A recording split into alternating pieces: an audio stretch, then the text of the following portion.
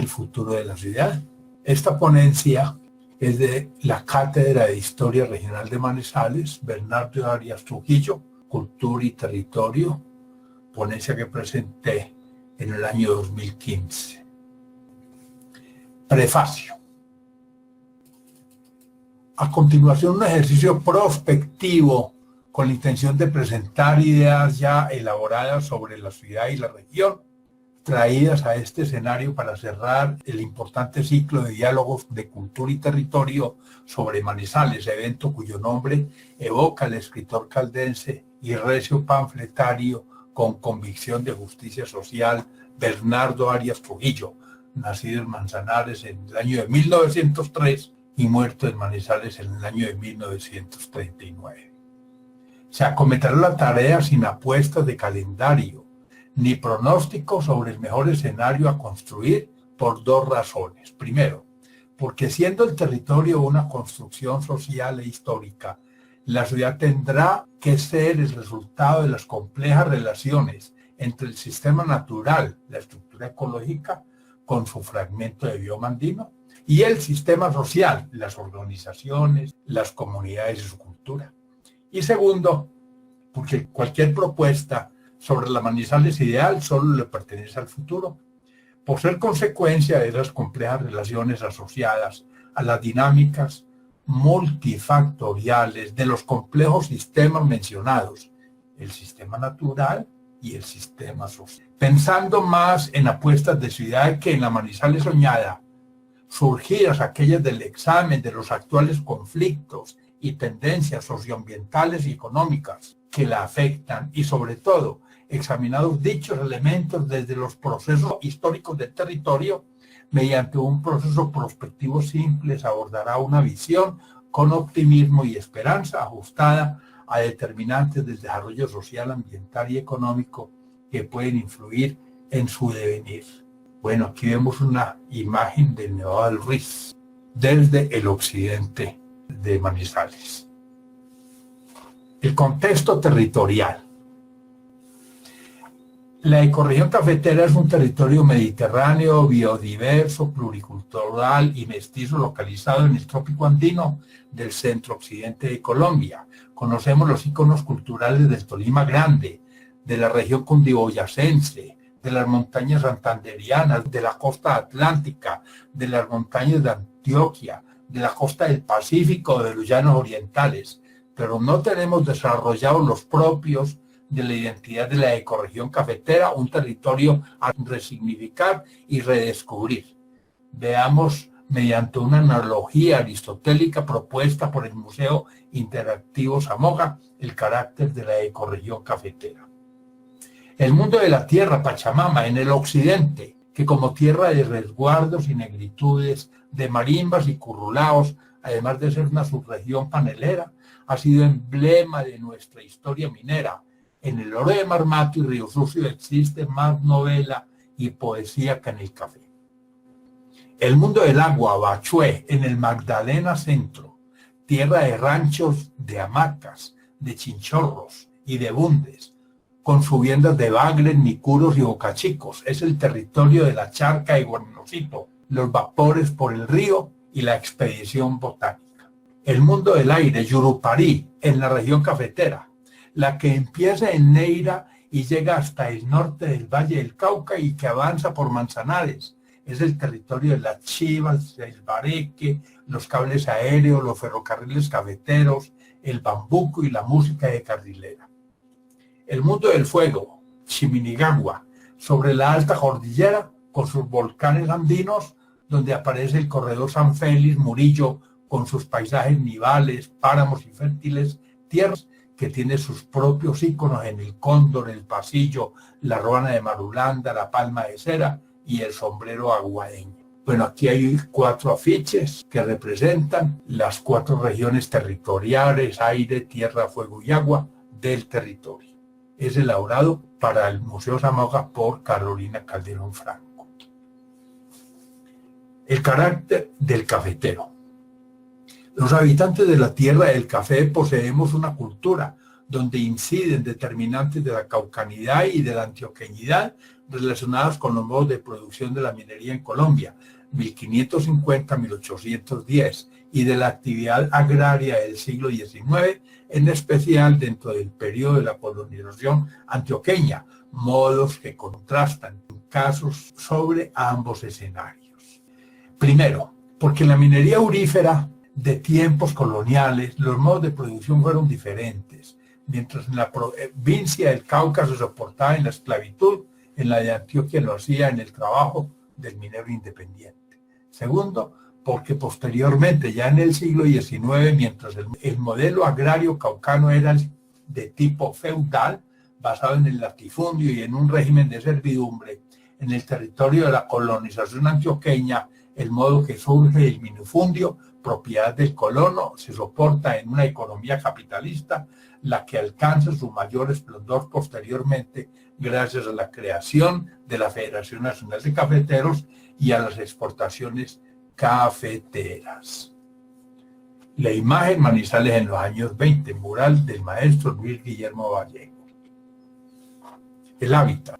La historia urbana de Manizales ha estado signada por desastres como la erupción del Ruiz en 1985, los terremotos profundos de 1961 y 62, 1979 y 1995, o el sismo superficial de 1999 de importancia para el eje cafetero, y ahora por las Niñas 2007-8 y 2010-11, con sus enormes impactos para nuestra conectividad vial y frágiles laderas y para el suministro de agua de esta ciudad del trópico andino. En Caldas, la situación igualmente apremia, ya por la contaminación con cianuro y mercurio proveniente de la minería en Villa María, Marmato y Supía, ya por la amenaza indebida de fauna, por la eutrofización de acuíferos y por los conflictos entre aptitud y uso del suelo en áreas de vocación agropecuaria, o ya por el modelo de ocupación expansionista del territorio en los medios periurbanos, caso Manizales, donde el proyecto urbanístico de la Aurora presiona la Reserva Forestal Protectora de Río Blanco, o por el prospecto minero en la vereda Gallinazo, que pone en riesgo ambiental, además de la Reserva Forestal Protectora de la Che, ubicada sobre su frontera, la calidad del acuífero que soporta las fuentes de agua asociadas a la planta de tratamiento de la ciudad. Aquí Manizales en 1916, una composición de los muchachos de arquitectura. Historia económica. Un territorio, antes que un espacio de transformaciones ambientales, es un constructo social y ambiental y un sujeto de derechos bioculturales en el que surge la cultura como resultado de las relaciones dialécticas que se establecen entre el medio ecosistémico y las colectividades humanas que lo habitan. Fundado Manizales en 1849, el poblado de Bareque y de Caminos de Arriería vive un primer periodo de economía de subsistencia y guerras civiles. Ya en los albores del siglo XX, la aldea entra a un segundo periodo de acumulación gracias al café. Son los tiempos de los cables y ferrocarriles cafeteros. Sigue un tercer periodo de verdadero desarrollo económico, el de los yipaos y las chivas, cuando se abren los caminos rurales para electrificar el campo y dotarlo de acueductos, escuelas y puestos de salud. Posteriormente, a partir de 1970, entramos a un cuarto periodo de crisis, en el que palidecen los poblados cafeteros y el campo, no solo por el deterioro de los términos de intercambio, sino también por las derivaciones demográficas y ambientales de la Revolución Verde. Y tras palidecer la sociedad industrial de ayer y haber desmontado el estrado solidario, nuestra ciudad, ahora social y espacialmente más fragmentada, ha entrado un quinto periodo, el de la globalización de la economía y de la cultura, donde el protagonismo le corresponde al conocimiento. Vemos la torre del cable aéreo en la vereda 20 de Herbeo, es la torre también número 20 de Mariquita para acá, en Tolima. Fuente Centro Historia. Historia económica 2. Algo de historia. Entre 1903 y 1935, la producción de café del Gran Caldas, según Antonio García, presenta un incremento del 539%. Esto gracias al apogeo de una nueva estructura productiva capitalista soportada en las pequeñas y medianas explotaciones cafetaleras de nuestra región, cuya participación en la producción de café entre 1939 y 1970 por departamentos pasa del 29,5% al 26,8%. Sí, en 1932 Antioquia, el Gran Caldas y el Valle del Cauca contribuían con el 75% de la producción nacional. Hoy el mapa cafetero colombiano ha cambiado. Por extensión cafetera, el orden es Huila con 155.000 hectáreas, Eje Cafetero con 153.000 hectáreas, Antioquia con 131.000 hectáreas, Tolima con 116.000 hectáreas. Según el investigador cepalino, el origen del capital industrial de Colombia, estoy hablando de García Nova, ¿no?, aunque en algunos casos parte de la propiedad de haciendas o de actividades especulativas asociadas al periodo de inflación de 1899 a 1902, fundamentalmente surge de la producción y el mercado de café después de 1870. Ilustración también del maestro Guillermo Botero, de una ruta, un camino cafetero, Alfonso Sebel Ruiz. Historia económica, parte 3. Si hasta 1930 contaba con decenas de establecimientos fabriles, manizales, como la trilladora promovida por don Manuel Mejía Jaramillo, la Lúquer, 1906, la textilera Manizales, 1919, Fósforos El Rey, 1919, La Patria, 1921, Tejidos de Occidente, 1929, que con la textilera Manizales da origen a única de ese año. El apogeo industrial de Caldas se da desde la creación de la CHEC, 1944, y la apertura de la vía al Magdalena, 1939, hasta la segregación del Gran Caldas, 1967. Sin embargo, aunque la actividad fabril se favorece con las exenciones de los beneficios del decreto 3.830 de 1995 y de la ley 44 del 87 expedidos a raíz del desastre del Ruiz de 1985, medidas que se traducen en la creación efectiva de 45 empresas importantes, también decae tras la reforma del Estado en 1991 al provocarse la desindustrialización de las capitales cafetaleras como consecuencia de la apertura económica. A raíz de lo anterior, en los 90 la distribución del Producto Interno Bruto empieza a mostrar cambios estructurales, como lo es el apogeo del sector terciario jalonado por la administración pública, el comercio, la hotelería y afines, y según lo observado desde la bonanza cafetera de 1975 hasta la última década, cuando el sector primario reduce su participación en 12 puntos porcentuales. La imagen, un afiche del centenario del departamento, Francisco José de Caldas y el Observatorio Astronómico al fondo. El medio ambiente, parte 1. Urge un plan maestro para recuperar el espacio público y el centro histórico de la ciudad, implementando una política pública inspirada en los fundamentos del civismo activo, de la humanización de la ciudad y del trabajo y de la movilidad autónoma, complementada de un sistema de transporte colectivo limpio, con proyección intermetropolitana. La ciudad toma materia y energía del entorno y tiene sus propias excretas. Manizales genera 300 toneladas diarias de basura y vierte 20 toneladas de carga contaminante en las aguas servidas de áreas no industriales a sus 3 distritos sanitarios, Olivares, Chinchina y La Francia, a los que se suman cerca de 10 toneladas, antes eran 17, ya son 10, adicionales con los vertimientos de origen industrial que afectan cuerpos de agua como la quebrada Manizales, donde se establece su principal sector industrial. Digo eso porque la industria licorera ya compra los alcoholes y las que más producen carga contaminante que afecta en la cantidad de oxígeno disuelto en el agua y son las industrias de alimentos.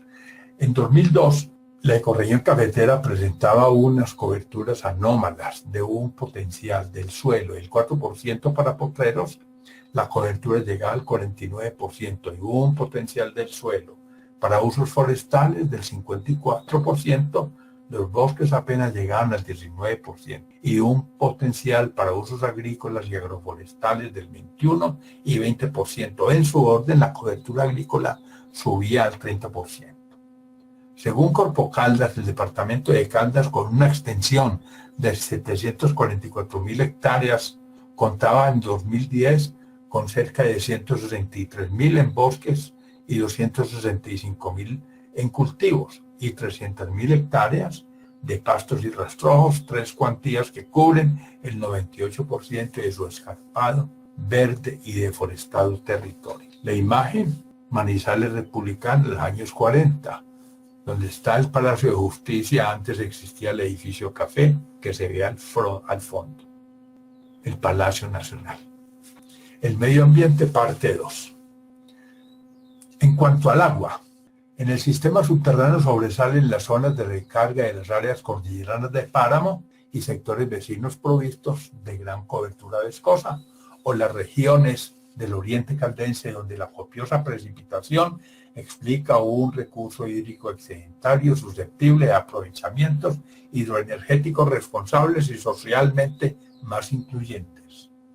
El patrimonio hídrico más comprometido de Caldas es el de la cuenca del río Chinchiná, para el caso de la subregión centro-sur, y el del cañón del río Cauca, donde a nivel municipal existen potenciales riesgos asociados al suministro de agua en todos los municipios del corredor del río Cauca, además de la amenaza por contaminación con mercurio en las zonas mineras. La consolidación de la subregión obliga a contemplar a.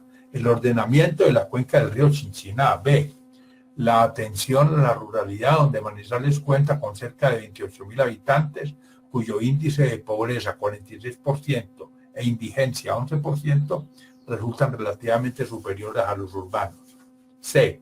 El desempleo estructural, 10%, y la informalidad. D. Las limitantes de conectividad con Villamaría y Neira. E. El riesgo por el calentamiento global y las amenazas sísmica y volcánica. F. La fragmentación socioespacial dinamizada por las fuerzas del mercado que controlan el modelo de ocupación del territorio. G. Y la crisis del liderazgo, que parte de la corrupción y el clientelismo como formas de paraestado. Un papal en Murillo en la imagen. La economía. El territorio de Manizales, municipio cuya superficie es de 572 kilómetros cuadrados, equivale al 7.2 de la extensión territorial de Caldas, que es 7.888 kilómetros cuadrados.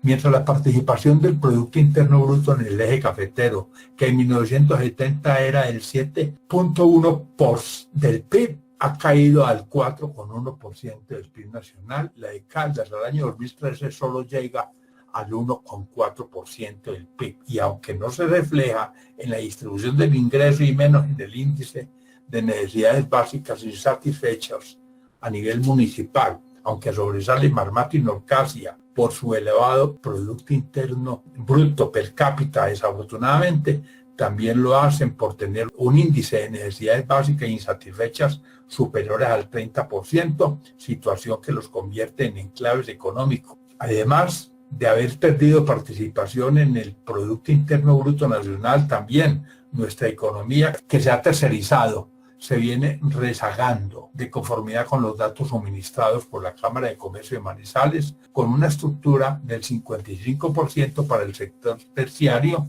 24% para el sector secundario, 14% para el sector primario y 7% para los impuestos. Entre 2004 y 2014, Caldas creció en promedio 2,6% contra una media nacional anual del 4,8%. Con dichas tasas, si Colombia podría duplicar el PIB en 15 años, Caldas lo lograría en 28 años. Hoy Caldas y Risaralda participan en el Producto Interno Bruto con el 1,4% cada uno y Quindío con el 0,8%. Y en cuanto al PIB per cápita, que a nivel nacional alcanza $8.030 en el eje cafetero, la cuantía llega a 7.700 en Risaralda, a 5.500 en Caldas y a 5.095 en el Quindío. La imagen Ferrocarril de Caldas en el mural del maestro Luis Guillermo Vallejo. El empleo. En el alba de esta ciudad fundada en 1849 y en las primeras décadas del siglo XX, la actividad agraria era la generadora del empleo, en especial cuando explota la producción del café, favorecida por una estructura productiva capitalista y el comercio exterior. Cerrando el siglo XIX, el café representaba 2/3 partes de las exportaciones colombianas y con el oro y los metales preciosos cerca del 90% del total. Posteriormente, la actividad industrial hace lo propio, aunque a mediados del siglo XX la industria solía ser intensiva en manos de obra no calificada o en recursos naturales, dos actividades con una baja relación de capital físico versus personal. Entre tanto, la producción del café en Colombia, que entre 1950 y 1975 llegaba a los 6 millones de sacos y se concentraba en el eje cafetero, se duplica al surgir como protagonistas Huila, Cauca y Antioquia.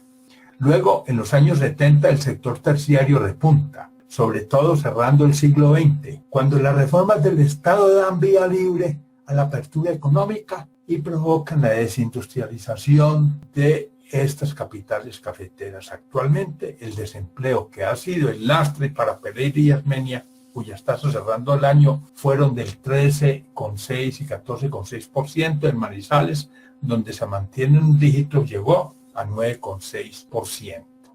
Vemos aquí los murales del maestro Guillermo Otero instalados en la Plaza de Bolívar de Manizales. La conurbación. Pese a su condición mediterránea, la ecorregión cafetera es un territorio estratégico de la región andina por localizarse en el centro de gravedad del Triángulo de Oro de Colombia, donde se genera el 64% del PIB de Colombia y habita el 52% de la población del país. Manizales, con casi 400.000 habitantes, de los cuales 28.000 son rurales, posee el 40% de la población de Caldas. Si en Caldas la población total llega a 1 millón de habitantes, 320.000 habitan las demás cabeceras del departamento y 270.000 los otros medios rurales del departamento. Ya no resulta viable pensar en la capital caldense sin referir dicho espacio a la denominada subregión centro-sur, constituida por 5 municipios cuyas fronteras día a día se van desvaneciendo: Chinchiná, Manizales, Neira, Palestina y Villa María, donde habitan 550.000 habitantes, de los cuales 430.000 son urbanos y 78.000 rurales. Si bien el futuro de Manizales depende de los municipios vecinos y el de ellos de esta, el empleo y el desarrollo futuro de tales centros urbanos periféricos también dependerá de su articulación urbana y de la expansión de su infraestructura económica y social hasta ello. Adicionalmente, la suerte de las 3 capitales cafeteras y de la ciudad-región en particular, cada vez que dependerá de la conurbación entre las áreas metropolitanas, en especial para Manizales y Pereira, ambas capitales, Dos Quebradas, Villa María y las poblaciones de Chinchiná, Palestina y Santa Rosa de Cabal suman 1.100.000 habitantes, 51% de ellos en el área metropolitana de Pereira, 49% en el de Manizales. Las urgencias urbanas. Si la urgencia de la megalópolis es volverse internacionalmente competitiva y manejar problemas de escala, la de las ciudades intermedias, caso Medellín, si es grande, o Manizales, si es ciudad intermedia pequeña, es conurbarse conformando una ciudad-región para construir sinergias territoriales, demográficas y económicas, y no palidecer como resultado de la competencia interurbana o metropolitana. Entre tanto, los pequeños poblados, como Monpós, Salamina, deben articularse un centro urbano vecino de mayor nivel de relevancia, desarrollando una competencia soportada en atributos culturales y ventajas culturales de cara a las necesidades y demandas de dicha urbe. Mientras Bogotá es la única megalópolis en Colombia con problemáticas como la movilidad y el crecimiento urbano, Medellín es una ciudad intermedia grande que solo puede conurbarse con el eje cafetero, y las capitales cafeteras, ciudades intermedias pequeñas, cuya suerte depende de su capacidad de articularse hacia adentro y hacia afuera, buscando la complementariedad económica entre ellas al aplicar metodologías de clúster para no sufrir procesos de vaciado entre sí y desde Cali o Medellín. Ahora, en lo local para construir sinergias. En la subregión centro-sur de Caldas, Manizales aportará su potencial económico y cultural, además de su equipamiento y oferta de servicios urbanos como ciudad intermedia. Aquí vemos una barriada en Manizales. Entonces, aquí hemos señalado la importancia de no hacer lo que se ha hecho en el urbanismo tradicional, y es que lo urbano es homogéneo y resulta que no.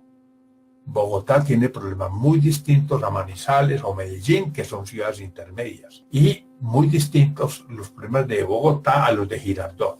¿Girardot de qué vive? De ofrecerle un servicio a Bogotá como tierra caliente. Eso deberían hacer los pueblos pequeños. Pero las ciudades grandes como Bogotá manejar problemas de competitividad, como Ciudad Bolívar o el problema del metro. Y las ciudades intermedias, grandes o pequeñas como las del eje cafetero, tienen que hacer un clúster urbano, siempre y cuando se haga entre dos ciudades del mismo tamaño que estén a menos de 3 horas de distancia, complementando las economías. Si compiten, la una le hace el vaciado a la otra, la desdibuja. Entonces, para que Manizales y Pereira no sufran los vaciados desde Cali y Medellín mañana, tienen que actuar Manizales y Pereira como una ciudad-región, con Armenia, para tener una gran ciudad aquí de 2 millones de habitantes. Y entonces ahí podemos interactuar con Medellín y Cali sin peligro de que suframos fenómenos de vaciados por las relaciones metropolitanas que se van aproximando cada vez más conforme se desarrolla el sistema vial, por ejemplo Pacífico 3 o las autopistas del Valle que ya existen. La ciudad del caos.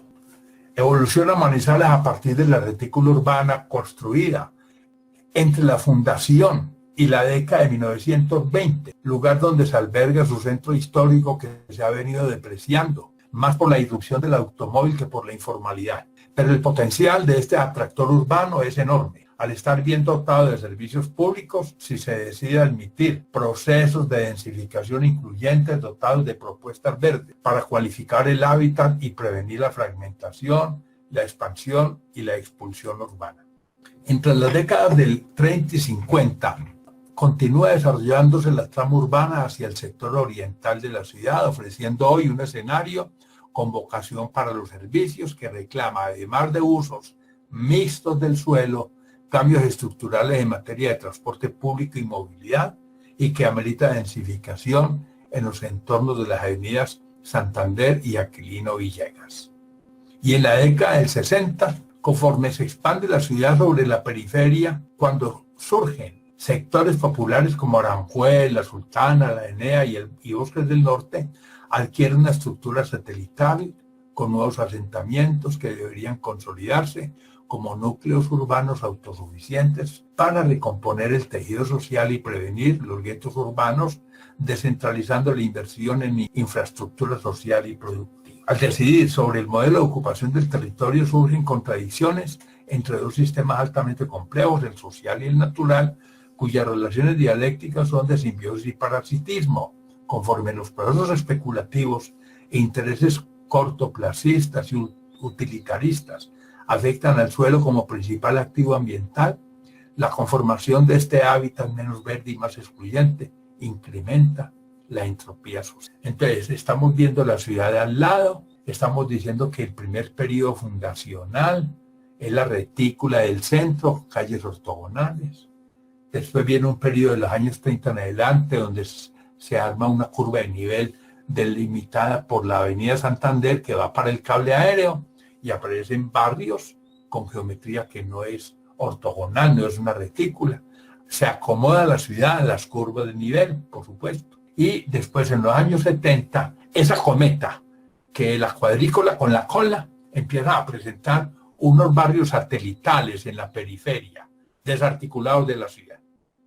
Desarticulados de la ciudad. Esa es la estructura de Manizales. Entonces, ustedes van por la Avenida del Río y los barrios que vienen del norte llegan y les cortaron la calle que llega a la Avenida del Río. Además, esos barrios no tienen el mismo nivel de infraestructura y desarrollo que tienen los barrios más pudientes de la ciudad. Gestión del riesgo. Aquí vemos la ladera norte de la ciudad. La base natural de nuestra ciudad contempla un clima tropical bimodal y un ambiente vulcanotectónico donde gravitan la amenaza del cambio climático y la juventud de las frágiles laderas. Adicionalmente, la estructura ecológica hace parte del bioma andino colombiano, con su biodiversidad amenazada por presiones antrópicas, derivadas de la carencia de una pedagogía popular ambiental para la apropiación social del territorio. De ahí la importancia de consolidar una política pública ambiental que le apuesta a objetivos estratégicos coherentes y viables, entre ellos la gestión integral y participativa del riesgo y el empoderamiento del territorio para alcanzar la sostenibilidad de los procesos de cambio orientados a resolver el modelo expansionista de ocupación y los usos conflictivos del suelo, además de la enorme carga de pasivos ambientales que de ambos hechos se derivan. Si bien en los medios rurales el ordenamiento de la cuenca pasa por la solución de problemáticas asociadas a la potrerización y los monocultivos que destruyen los corredores de conectividad biológica y fragmentan los ecosistemas, también en la ciudad deben prevenirse el riesgo derivado de los usos del suelo que incrementa la vulnerabilidad por la vía de la exposición al riesgo y por la carencia de un nuevo modelo urbano más verde y más humano que dinamice el hábitat de las barriadas populares en lugar de la jungla de concreto que se promueve actuando en beneficio del mercado inmobiliario. Lecciones de Río Blanco. Antes veamos el mapa. El de arriba se ve Manizales y aquí está el centro, un gris muy clarito, la zona construida actualmente. Esta es la reserva de Río Blanco, casi 5.000 hectáreas. Esto acá es lo que llaman la reserva de Check, o los bosques de la Check. Y por aquí va la vía Bogotá. Toda esta zona de la vía Bogotá, desafortunadamente hay mucho potrero, pero tenemos que el agua de Manizales se genera 35% en la reserva de Río Blanco y el resto tiene que ver con la reserva de la Che y otras pequeñas reservas que están por acá en el entorno de la zona de Gallinazo. Dice acá, abrirle paso en la Aurora a una urbanización de 2.220 unidades residenciales para 10.000 habitantes que comportan una huella ecológica de 20.000 hectáreas, colindando con la reserva forestal protectora de 4.936 hectáreas. Es llevar la jungla de concreto a un predio que por ser anillo de contención o zona con funciones de amortiguamiento de conformidad con la ley debe destinarse a la prevención y mitigación de impactos entre la ciudad y el frágil bioma andino. Es poner en conflicto los usos del suelo, ocasionando un daño severo y no mitigable sobre el bien protegido y sustraerle la función social y ecológica a la propiedad para permitirle a un privado la captura de la plusvalía urbana. Estamos diciendo que esta reserva, que aquí la ven también pequeña, tiene una franja, aquí se nota suave, en un café suavecito, que es una zona de amortiguamiento. Aquí está la gran reserva, la zona de amortiguamiento estaría acá. ¿De qué ancho debería ser? Hay estudios que señalan que debe ser de 700 metros. Como una fundación de Medellín, que fue la que hizo la estructura ecológica de la ciudad, también la contrataron para que calculara de qué tamaño tenían que ser las zonas con función amortiguadora y encontró que en el Parque de los Nevados debería ser 1 kilómetro de ancho, porque es una zona mucho más importante que una reserva forestal. Y las reservas forestales deberían tener 700 metros y los distritos de suelos como Guacas del Rosario, 500 metros de zona de amortiguamiento. Pues están construyendo la urbanización no a 700 metros, sino a 140 metros. Una urbanización a 140 metros, cuando Manizales está, por ejemplo, a 14 kilómetros del Ruiz, es una urbanización 100 veces más cerca de lo que separa a Manizales del Ruiz. Y en el Ruiz hay que dejar 1 kilómetro porque estamos a 14 kilómetros. Aquí, estando 100 veces más cerquita, no le estamos respetando los 700 metros que hay que caminar. Dice, construir la ciudad de la Tierra Viva en la Aurora, a costa de la sustentabilidad de la citada reserva forestal y de los derechos ambientales de Manizales, es desconocer los derechos bioculturales del territorio en dicha área de interés ambiental estratégica de la nación y de la ciudad, como hábitat de especies endémicas vulnerables en riesgo de extinción y proveedora de servicios ambientales para cerca de 366.000 habitantes urbanos, entre ellos el 35% de su agua. Estoy diciendo que las reservas pues manejan el clima de la ciudad y regulen las lluvias para que los ríos no bajen crecidos. Si usted vuelve a poner las reservas, los ríos en verano se secan y en invierno se desbandan. Entonces hay problema con el suministro de agua, pero también si en vez de esas reservas tuviéramos potreros, bajan grandes avalanchas. Según la ley 388 de 1997, el artículo 2, el ordenamiento del territorio dice, se fundamenta en los siguientes principios: la función social y ecológica de la propiedad, la prevalencia del interés general sobre el particular y la distribución equitativa de cargas y beneficios. Además, al tratar sobre la función pública del urbanismo, entre los fines del ordenamiento, el artículo 3 de dicha ley señala que los procesos de cambio en el uso del suelo en aras del interés común deben procurar su utilización racional en armonía con la función social de la propiedad, a la cual es inherente una función ecológica, buscando el desarrollo sostenible, y que se debe propender por el mejoramiento de la calidad de vida de los habitantes, la distribución equitativa de las oportunidades y los beneficios del desarrollo y la preservación del patrimonio cultural y natural, cierra comillas, es lo que dice la ley. La agenda de la sociedad civil. Si queremos hacer de Manizales una ciudad sostenible y amable, con mejor calidad de vida, la clave está en propender por un desarrollo centrado en la gente y por el fortalecimiento del Estado, de la civilidad como valor supremo de la cultura urbana, en trabajar por una democracia incluyente, fundada en el respeto, el ejercicio y la promoción de los derechos humanos, y por una identidad cultural que reconozca los procesos de construcción social e histórica de la ecorregión.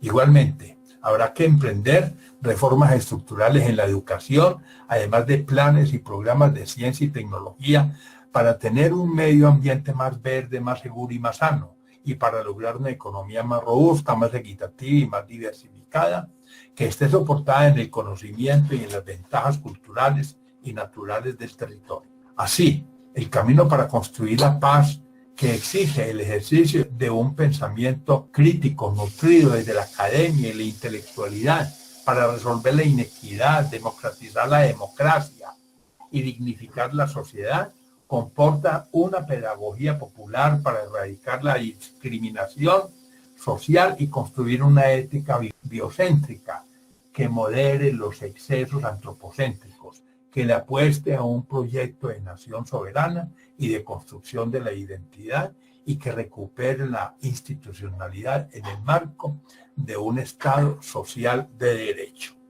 Cuando hablamos de un Estado de derecho, es el asunto de la democracia, pero el carácter social es que primero debe estar la gente, así de sencillo.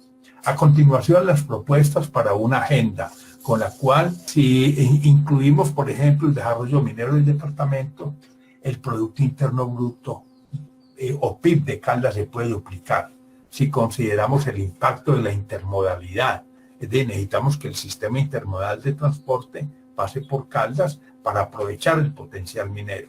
Si apostamos al aprovechamiento del potencial hidroenergético, porque Caldas tiene fuentes hidroenergéticas e hídricas, donde haya agua y energía suficiente, si hay minerales para transformar, con un sistema intermodal podemos avanzar en el desarrollo del departamento. Esto para transformar nuestras materias primas y las múltiples opciones de la economía naranja, donde se incluyen el paisaje cultural cafetero y la investigación de alto nivel. Aquí tenemos los logos del Concejal 20 y del colectivo Subamos al Muro del Potro. Opciones. De conformidad con lo señalado por la Asociación Colombiana de Aviadores Civiles, un jumbo puede salir desde Aerocafé con ventajas adicionales sobre otros aeropuertos del país al estar ubicado en el centro de gravedad de la región andina y poder salir fletado hasta con 112.000 libras contra 83.000 libras que podría levantar desde el altiplano y 74.000 libras desde Río Negro. Miren la ventaja de Palestina, 112.000 libras. Una economía importante frente a Medellín, que es 74.000, y también frente a Bogotá, que solamente son 83.000 libras que levantaría un avión. La anterior ventaja comparativa del aeropuerto del Café, que se traduciría en una mayor competitividad para vuelos transoceánicos, llegando al cono sur, Norteamérica, Oceanía, Asia y Europa, operando desde el centro de Colombia con Aerocafé como complemento del Dorado y del José María Córdoba, al ofrecer tarifas más económicas, un 36% para Bogotá y un 49% para Medellín, operando como aeropuerto de bajo costo y de carga pesada. Miren que Colombia es la bisagra entre Norteamérica y Suramérica. El Dorado debería mover más pasajeros que México y debería mover más pasajeros que Río de Janeiro, pero mueve 31 millones de pasajeros al año, contra 39 de Río de Janeiro y 42, perdón, Sao Paulo, y 42.000 de México.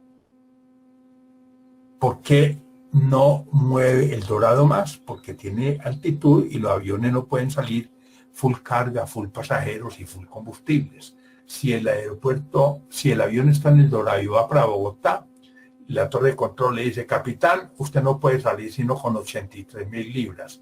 Usted verá si baja pasajeros o carga, dice el capitán. No, yo bajo combustible porque el pasajero y la carga es el negocio. Y entonces los aviones que iban para Europa hacían escala en Caracas. Y se iban para Lima o para Santiago de Chile, hacían escala en Guayaquil, porque el avión no podía salir full carga, full pasajeros y full combustible. Pero sí lo puede hacer desde Aerocafé. El sistema de transporte siempre funciona en red.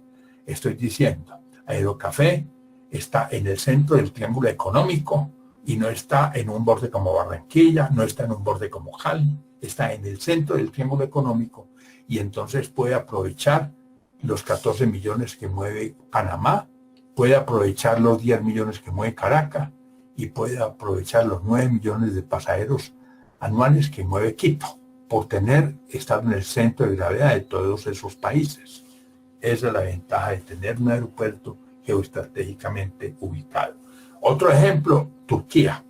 Turquía es la bisagra entre Europa y Asia, y en los territorios de Turquía se mueven alrededor de 200 millones de pasajeros, todo el área vecina. Pero en la capital de Turquía mueve 65 millones de pasajeros al año. ¿Por qué mueve tantos? Porque Turquía es la bisagra entre los continentes. También el eje cafetero puede ser la bisagra entre Europa y Oceanía, o incluso entre África y Asia. Dice, el proyecto ubicado en el municipio de Palestina, que se complementaría con el aeropuerto de Matecaña como aeropuerto de mediano y corto alcance, dada su mayor frecuencia de vuelos con limitaciones de alcance, haría viable el paisaje cultural cafetero al operar con ventajas de convergencia aérea desde el centro de Colombia, ofrecer fletes más económicos en vuelos de largo alcance y facilitar la salida de productos perecederos como heliconias y frutas tropicales a otros continentes y latitudes. Estoy diciendo que hacer un aeropuerto como el de La Nubia no tiene sentido en Palestina. Hacer uno como el de Pereira, ¿para qué competir la Pereira? Hagamos un aeropuerto que no tiene el eje cafetero, que es uno transoceánico. Desde Pereira usted no puede llegar a Europa, por ejemplo. Opciones, parte 2. En términos de conectividad regional, el semáforo de Manizales presenta estos estados. Verde hacia el Valle del Cauca gracias a las autopistas del Valle del Cauca ya construidas. Semáforo es amarillo hacia Antioquia, fruto del desarrollo de las autopistas de la Prosperidad o si quiere de Pacífico 3 o autopistas de la montaña con alcance a Urabá y Medellín. Y rojo hacia Bogotá, dado que la visión cortoplacista solo contempla rectificar la actual vía de 1939 por letras, pero no una vía de 80 kilómetros por hora como la autopista de Pacífico 3 o la autopista del Valle. Urge construir una nueva vía hacia el oriente, entonces, hacia Bogotá, con especificaciones de 80 kilómetros por hora como estrategia de integración del departamento con la región magdalenense, la hidrovía del Magdalena quiere decir, pero también la capital del país, porque este es el triángulo de oro de Colombia. Con la hidrovía del Magdalena y con un sistema ferroviario cruzando la cordillera a baja altura por Caldas, el país podría tener un sistema intermodal de carga viable, aprovechando el estrechamiento de la cordillera y las rocas estables para construir un túnel largo por el norte de Cerro Bravo, si la inversión en infraestructura se soporta en la locomotora del carbón andino para hacer viable el modo férreo y la hidrovía del Magdalena desde y hacia los puertos de nuestros dos mares. Nosotros podríamos tener un tren con un túnel de 42 kilómetros a 1.250 metros de altura sobre el nivel del mar, que entre por el río Huacaica y salga por el Guarinó para integrar el kilómetro 41 con la región de Purnio, en La Dorada. ¿Por qué no más arriba el túnel? Porque los trenes no aguantan más de 3% de pendiente. Entonces los trenes son eficientes en bajas pendientes. Y los carros pasarían montados en los trenes. Los túneles ferroviarios van en 50 kilómetros. Si es un túnel carretero, no puede tener sino unos 17 kilómetros. Ahí va la longitud de los túneles carreteros. Entonces es un túnel ferroviario de 42 kilómetros para integrar el Magdalena Centro con el Corredor del Cauca. De paso, les comento, en la región andina el 40% de la carga se mueve en el occidente colombiano, donde apenas está el 30% del PIB. El centro de gravedad es el Cañón del Cauca entre la Virginia y el kilómetro 41. Y el centro de gravedad de la región magdalenense es el altiplano cundiboyacense. Se reflejaría en La Dorada como puerto multimodal. Entonces las grandes plataformas logísticas para salir al mar estarían por el lado de La Dorada y por el lado de la Virginia, por decir algo. Con la intermodalidad soportada en trenes e hidrovías cruzando el eje cafetero, al tiempo se abrirán nuevos horizontes para la ecorregión cafetera siempre y cuando se consoliden sendas plataformas logísticas en Honda La Dorada y el kilómetro 41 La Virginia, construyendo sinergias económicas y territoriales para aprovechar este nuevo escenario con medios de transporte económicos, energía disponible y agua abundante. Cada plataforma logística deberá contener 3 elementos fundamentales que son puerto, intermodal, en el caso del río Magdalena es para el río, la carretera y el ferrocarril. En el caso del kilómetro 41 o la Virginia es el tren y la carretera, porque el Cauca no es navegable por el Cañón del Cauca. Y un polígono industrial y una zona franca, esos 3 elementos. Con una transversal férrea entre La Dorada y el kilómetro 41 denominado ferrocarril cafetero, que se sumaría a las ventajas de la hidrovía del Magdalena y a la necesaria extensión del sistema ferroviario del corredor del río Cauca, detonaría el desarrollo en condiciones favorables en sus 2 nodos de conectividad sobre el eje cafetero, al surgir las mayores plataformas logísticas de la región andina de Colombia, sobre todo cuando el ferrocarril de Cundinamarca retorne a Salgar y el tren de Occidente pasando por 41 conecte a Buenaventura con Urabá. Miren pues esa conexión Buenaventura-Urabá debería ser el futuro para la región. Bueno, Tago y La Pintada son 150 kilómetros. Es la misma distancia que hay entre el kilómetro 41 y La Dorada. La otra consideración es que el número de empleos que podríamos tener en el Magdalena Centro superaría los 100.000 en todo el Colombia, de los cuales podrían ser 10.000 en La Dorada, si tenemos una plataforma logística bien puesta. Estoy diciendo no en zonas inundables, por eso se busca Purnio, porque en Purnio pasan ferrocarril, carretera y vía, y no abajo en La Dorada o al norte de La Dorada, que además de ser inundable, el ferrocarril va por un lado del río, la carretera por el otro lado del río. Opción 3. Cuando el río Magdalena y el ferrocarril de Occidente se conecten con el ferrocarril cafetero, al contar con energía, agua y un sistema de transporte intermodal eficiente, según el Plan Minero de Caldas 2010-2016, elaborado por Gabriel Poveda Ramos, la ecorregión y Caldas podrían desarrollar varias industrias químicas de base minera. Gracias a un potencial de 120 yacimientos mineros existente en Caldas o 210 en el eje cafetero, según Poveda Ramos, se podrían aprovechar,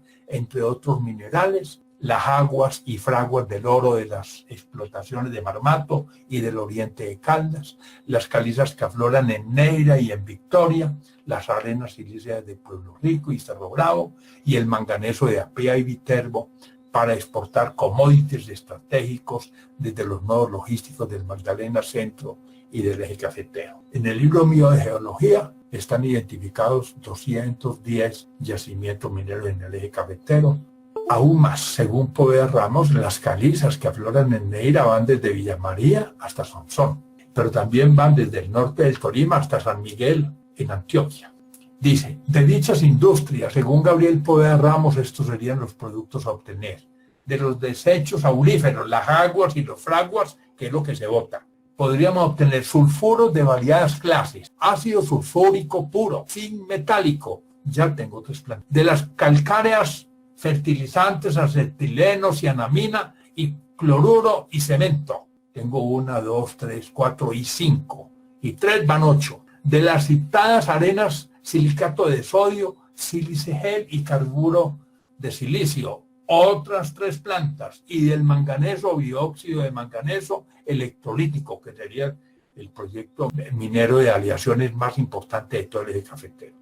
De estas propuestas se espera el crecimiento en medio punto en el Producto Interno de Caldas por cada proyecto que resulte viable. Y si tenemos ahí 10 o 12, digamos son 5 o 6% que le crece el PIB a Caldas, pasando de 1,2 a 1,7 o a 1,8. Desarrollo minero energético de Caldas es el documento que ustedes pueden ver, donde están esclarecidas esas cifras. Adicionalmente, en el marco de la ciudad-región Pereira Manizales para la zona industrial de Maltería, concebida para la sociedad industrial de ayer, la opción estaría en las tecnologías de la informática y la computación, la biotecnología y la economía naranja, encontrando en cada área una empresa ancla como atractora y aprovechando su cercanía a los centros de investigación y educación de la ecorregión cafetera.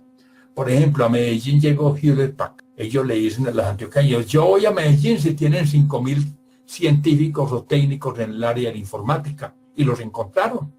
A otras multinacionales pedirán 1.500, otras 500, dependiendo del tamaño de la multinacional.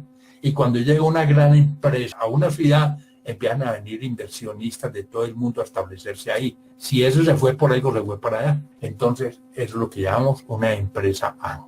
Estoy diciendo entonces que Caldas y Manizales le tienen que trabajar en términos de desarrollo a las futuro, a las tecnologías de informática y la computación. Eso tiene que ver con inteligencia artificial, con diseño, a la biotecnología, azul, blanca, roja, ahí también transversal. Es decir, no es lo mismo la biotecnología para los alimentos que para la industria, que para la salud.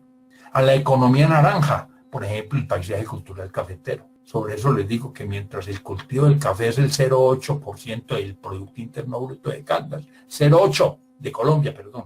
En este momento el turismo en Colombia es el 2,7%, pero en Costa Rica el turismo es el 10% del PIB y el 10% de la generación de empleo. Y a nivel mundial el turismo es el 10% del PIB y el 8,5% de la generación de empleo. ¿Cómo no va a ser más importante el turismo para el paisaje cultural cafetero que el cultivo del café? Está tecnificado, pero es el 0,8% del PIB. Y podríamos tener con turismo y con todo el 10% del PIB, como lo tiene Costa Rica, y de la generación de empleo.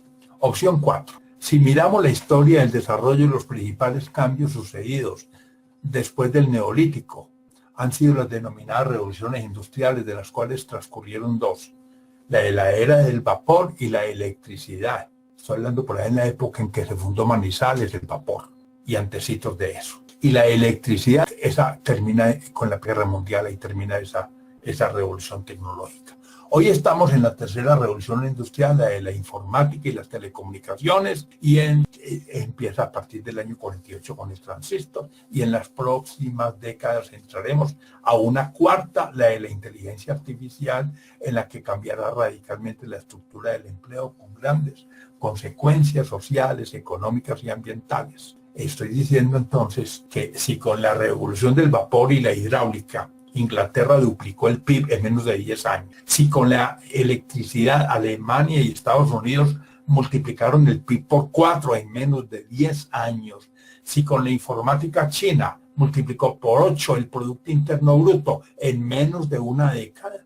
con la inteligencia artificial, los países que se metan multiplicaron el Producto Interno Bruto 20 veces en menos de una década. Dice, en dicho escenario, si con las TIC el tránsito de la economía marrón a las economías verde y naranja se ha dinamizado, será clave trazar políticas públicas de impacto social y ambiental, no solo pensando en el crecimiento, sino también en el desarrollo, lo que supone crear capital social y democratizar las oportunidades en la actual transición entre la tercera y la cuarta revoluciones industriales.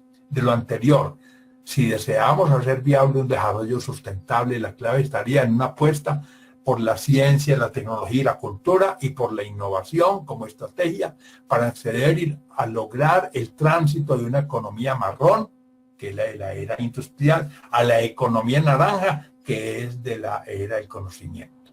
Y con ello, a modernizar el aparato productivo, cambiar la estructura del Producto Interno Bruto y crear más oportunidades para toda la población sin comprometer el medio ambiente y sin comprometer la seguridad de la gente. La economía naranja o creativa relacionada con la cultura, la innovación y la investigación, que John Hawking, autor del libro Economía Creativa, en 2005 representó el 6% de la economía global, aunque sea un factor de desarrollo aún poco visible en el escenario de la teoría económica tradicional, resulta estratégica para el fortalecimiento de los sectores productivos en los que el valor de los bienes y servicios se fundamenta en la certificación de la propiedad intelectual. Aún más, según la UNCTAD, entre 2002 y 2011 a nivel global, las exportaciones de bienes y servicios creativos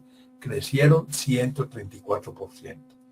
Diríamos que la economía naranja, que hoy en día puede estar cerca del 3,5%, para el 2030 podrá ser el 7%. Dado lo anterior, podemos concluir que en nuestro territorio debemos valorar la importancia de la educación como estrategia de desarrollo humano y la de las universidades de investigación y centros e institutos con dicho carácter. Igualmente, la de los gestores del teatro, de los procesos culturales ya consolidados con las bandas de nuestro municipio, la producción literaria, las artes y el diseño, y la necesidad imperante de certificar nuestras artesanías e impulsar otras manifestaciones culturales y actividades de reconversión productiva que le dan soporte al paisaje cultural cafetero para intentar por lo menos la configuración de un punto de inflexión para el tránsito de una sociedad de tecnología dura como la de los medios fundamentales urbanos a una sociedad de tecnología blanda típica de los ambientes rurales, donde las metodologías consideran las interacciones humanas y los procesos sociales en beneficio de nuestra comarca. Dimensión social. Se propone, 1. Mayor presencia efectiva del Estado con acciones que combatan la inequidad, dando opción preferencial a los pobres rurales y comunidades menos servidas. 2. Programas de agua potable y saneamiento ambiental para corregimientos y poblados del área rural. 3. Acciones estructurales para la seguridad alimentaria y para la salud. 4. Programas específicos para la tercera edad, para la mujer y para la niñez. 5. Priorizar el desarrollo humano y la formación de capital social sobre el crecimiento económico. Como meta social a 25 años se propone reducir el coeficiente de Gini en Colombia al 0,4 en las ciudades y al 0,5 en el campo. Y para Manizales y Caldas reducir el índice de necesidades básicas insatisfechas de 0,97 a 0,1 para Manizales y de 18% a 1 para el departamento en promedio en su orden. Lograr un desarrollo cultural en Caldas soportado en procesos sostenidos con liderazgo en la música y el teatro. Elevar la escolaridad promedio en las zonas rurales del departamento de 4,2 a 12 años promedio. E implementar un modelo educativo de calidad rural urbano inspirado en la escuela nueva y en la escuela activa. Aquí vemos una imagen de Manizales de los años 20, también del maestro Guillermo Vallejo. Al fondo se ven las dos agujas de la catedral que se quemó en 1926. Dimensión ambiental. Se propone 1. Políticas de reconversión productiva para resolver conflictos entre uso y actitud del suelo. 2. Un modelo de ocupación del suelo urbano soportado en políticas de redensificación del medio citadino y control de la plusvalía urbana.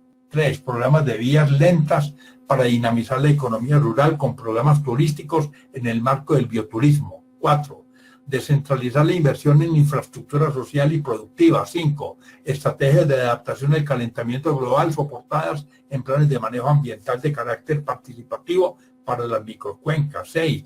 Declarar el territorio del Magdalena como sujeto de derechos ambientales para lograr su recuperación, favoreciendo y priorizando la cultura del río y sus ecosistemas, hoy también amenazados por presiones antrópicas. Como meta ambiental a 25 años se propone resolver el conflicto entre uso y actitud del suelo, ordenando a las cuencas de Caldas e implementando planes de manejo ambiental participativos, consolidar el turismo con el paisaje cultural cafetero a partir de un modelo que parta de los derechos bioculturales del territorio para favorecer la economía campesina y los ecosistemas hoy degradados por productos de base química y empleo de monocultivos, teniendo como meta alcanzar una participación del 10% en el PIB de Caldas, descentralizar la infraestructura social y económica para implementar un modelo de redensificación urbana pensado para la gente, ecológicamente sólido y compatible con la cultura, con Urbana Manizales con Pereira mediante un sistema integrado de transporte interurbano entre las capitales y Aerocafé. Dimensión económica. Se propone 1. Banco para los pobres y política pública direccionada por sectores productivos para apalancar negocios sociales. 2. Revolución educativa implementando un modelo que desarrolle el talento humano. 3. Programas de ciencia y tecnología implicados con la cultura para el sector rural y artesanal. 4. Sinergias entre economía verde y economía del conocimiento, la biotecnología, las TIC y la economía naranja. 5. Fortalecer el emprendimiento, la innovación y la organización de pequeños productores. Como meta económica a 25 años se propone resolver la inequidad, en especial la asociada al derecho al agua y a la tierra como medio de producción en los medios rurales, elevar el Producto Interno, el PIB de Caldas de $7.000 a $18.700 anuales, conformar 3 clústeres de cara a las TIC, la biotecnología y la economía naranja, consolidar las plataformas logísticas de la ecorregión, interactuando entre sí mediante el ferrocarril cafetero, la hidrovía del Magdalena y el tren, integrando a Buenaventura y Urabá. Una de ellas en el Magdalena Centro, entre La Dorada y Honda, y la otra en el corredor del Cauca, compartida entre Caldas y Risaralda. E implementar el paisaje cultural cafetero bajo los presupuestos de la declaratoria de la UNESCO, lo que supone resolver las disrupciones del actual modelo de gestión que no aborda los derechos bioculturales del territorio. Consolidar las universidades públicas de Caldas como universidades de investigación financiadas por el Estado. Desarrollar los 1.000 megavatios adicionales de su potencial hidroenergético y aprovecharlos transformando nuestra riqueza para no repetir el modelo de enclave señalado en Orcas y Marmato, implementando 5 industrias químicas de base minera según los perfiles previstos para el desarrollo minero energético de Caldas por Gabriel Poveda Ramos. Aquí vemos en ese mapa donde tenemos las mayores necesidades básicas insatisfechas, que son en Marmato, Victoria, Norcasia y Samaná. Y donde tenemos las necesidades con menos problema, en Manizales y en Villa María. Dimensión institucional. Se propone construcción de confianza a partir de la implementación de prácticas sociales de gobernanza y transparencia. 2. Hacer de la identidad cultural, el desarrollo humano y la civilidad los pilares del desarrollo. 3. Fortalecer las organizaciones de base para la construcción del tejido social. 4. Implementar procesos de planeación participativa para los planes de ordenamiento territorial. 5. Lograr la coordinación entre los entes de la administración departamental y municipal. Como meta institucional a 25 años se propone lograr la paz soportada en el fortalecimiento de un Estado social de derecho que ejerza el monopolio de la fuerza militar y el monopolio fiscal, y en el apogeo de unas instituciones fuertes, También en la gobernanza como práctica política y expresión de una sociedad civil consolidada y en el fortalecimiento de unas comunidades campesinas, indígenas y afrodescendientes reivindicadas en sus derechos fundamentales como el derecho a la tierra. Adicionalmente, habrá que cambiar las estructuras políticas clientelistas por otras representativas con participación eficaz que se apliquen con pulcritud y eficiencia. Imagen: el Palacio Amarillo o Gobernación de Cali. Gracias.